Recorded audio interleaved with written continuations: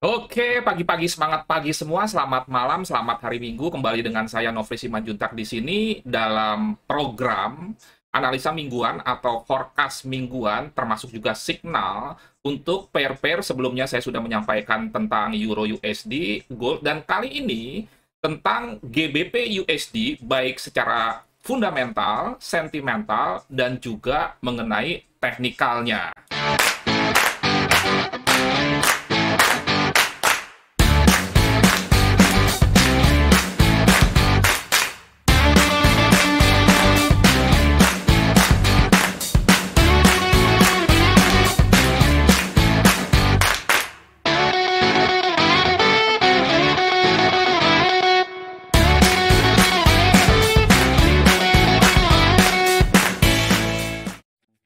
GBP USD atau GU, kita mulai dari sekilas analisa fundamentalnya. Minggu lalu tidak terlalu ada berita yang signifikan yang menggerakkan market, tetapi dalam hal GDP sejauh ini bahwa negara Inggris itu mengalami pertumbuhan ekonomi yang bagus, tetapi problem negara Inggris itu adalah yang pertama, sama dengan Eropa, mengenai stabilitas politik di Ukraina dan juga Rusia yang tentunya mempunyai efek kepada semua negara-negara di benua biru ini. Dan yang kedua, tingginya inflasi sehingga memaksa Bank of England untuk terus-menerus menaikkan suku bunga. Kedua hal inilah yang menyebabkan market agak pesimis terhadap pound sterling, sehingga kalau kita nanti perhatikan chart, satu bulan belakangan ini GBP USD terus-menerus mengalami penurunan, walaupun sekali lagi pertumbuhan ekonomi atau GDP atau PDB-nya itu sebetulnya secara tahunan membaik dan itu sesuai dengan harapan.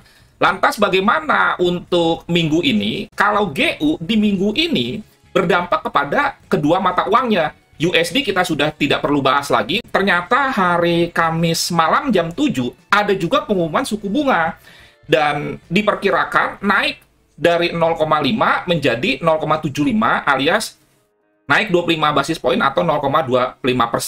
Dan tentunya mestinya kalau misalkan suku bunga ini naik, paling tidak sekejap walaupun misalkan Ukraina dan Rusia belum beres, adalah kira-kira loncatan-loncatan harga untuk mungkin nanti kita lihat pergerakan selanjutnya, karena sekali lagi masih ada pesimisme terhadap gerakan pound sterling itu sendiri dalam kaitannya dengan inflasi dan geopolitik. Kalau kita bicara fundamental Inggris dan Amerika, sejauh ini masih dimenangkan dalam tanda kutip oleh Amerika, sehingga secara fundamental GBP USD tendensinya tuh masih akan mengalami penurunan atau bearish.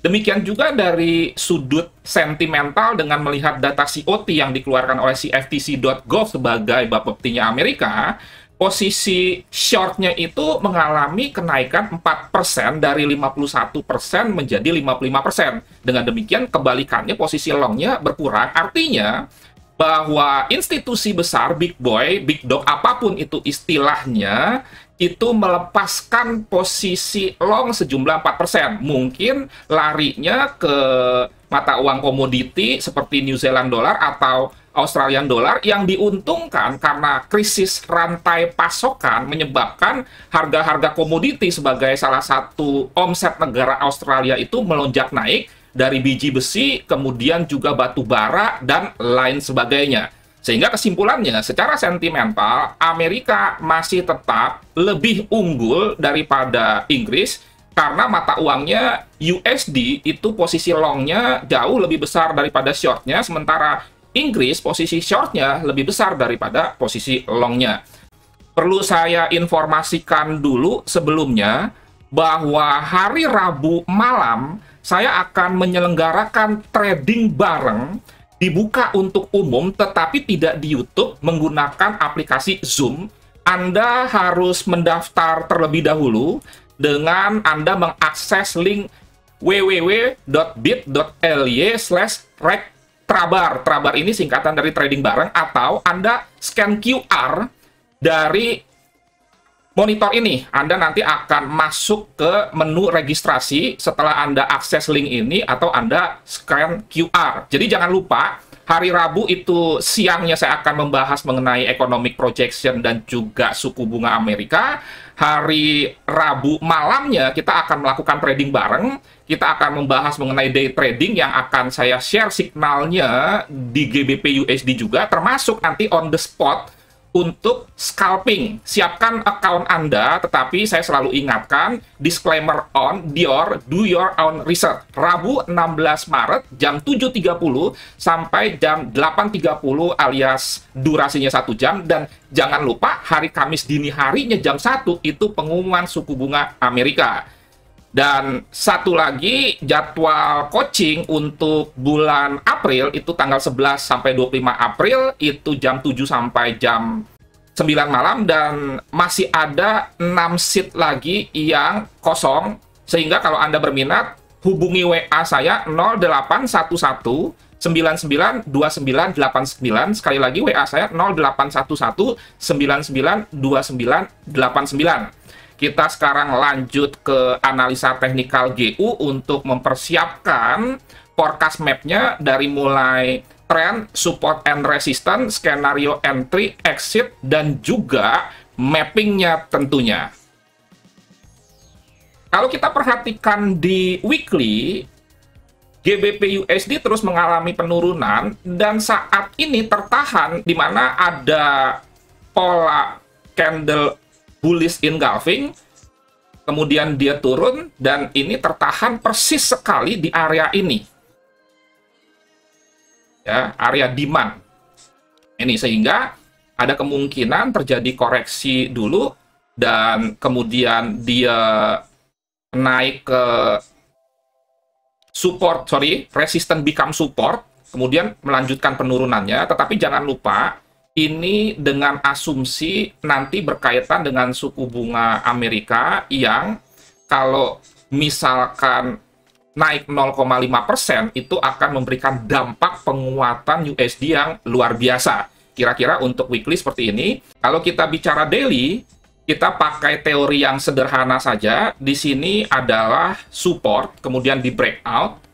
Maka support yang di breakout menjadi resisten baru, sehingga di daily menurut saya ini merupakan resisten yang terdekat. Di samping itu di sini juga ada EMA 10, paling tidak di sini ada dua resisten, EMA 10 dan juga history low sebelumnya. Sekarang kita fokus ke H4 tentunya. Minggu lalu signal gratis premium untuk publik, saya memberikan sell limit di angka atau harga 1.3370, ini tidak kejemput. Tetapi di signal gratis premium grup atau channel khusus member, saya juga sudah memberikan signal tambahan sell limit di 3190 dan kejemput, dan kita mengalami profit yang posisi 1 50 pip profitnya, posisi 2 kalau nggak salah sekitar 100 pip. Jadi kalau misalkan Anda ingin mendapatkan update-update di luar signal yang saya belikan dalam forecast ini, Anda bisa join signal gratis premium. Nah, ini signal 02 GU profit ya. Dan ini bisa menutupi loss di Euro USD, bahkan lebih. Kalau Euro USD lossnya 50 pip kali 2 posisi. Kalau GBP USD kita profit 50 pip di posisi pertama. Kalau tidak salah 100 pip di posisi kedua, jadi masih ada profit. Oke, sekarang kita buat trading plan-nya, bahwa kalau kita perhatikan di sini sebetulnya ada sebuah area sell. Kenapa ini menjadi area sell? Yang pertama, di sini ada potensi bearish engulfing sebetulnya. Yang kedua, di sini ada EMA 10 dan EMA 20 yang bisa merupakan sebuah resisten. Kemudian di sini juga ada Fibonacci 61,8% dari wave terakhir yang saya tarik dari tertinggi ini ke terendah ini. Sama seperti Euro USD dengan asumsi nanti hari Senin tidak ada candle merah lagi. Dan kalau ada candle merah atau ada harga yang lebih rendah dari ini, maka Fibonacci ini batal. Dan saya akan menjadikan area ini sebagai sebuah area sell. Di samping alternatif kedua, ini area sell-nya itu di sini, karena di sini juga ada bearish engulfing, dan di sini juga ada history high. Sehingga ini merupakan area sell dan juga bisa dianggap merupakan area supply. Jadi saya ulang, kira-kira kita incar dalam tanda kutip area ini. Di sini ada potensi bearish engulfing, di sini ada history low, di sini ada history high. Dan kita coba nawar Afgan dalam tanda kutip, nawar di area dengan level tertinggi, kira-kira di 1.3130 ini. Jadi skenario-nya ada dua. Yang pertama, kemungkinan dia koreksi dulu, kemudian baru ke sini. Lanjutnya ke sini.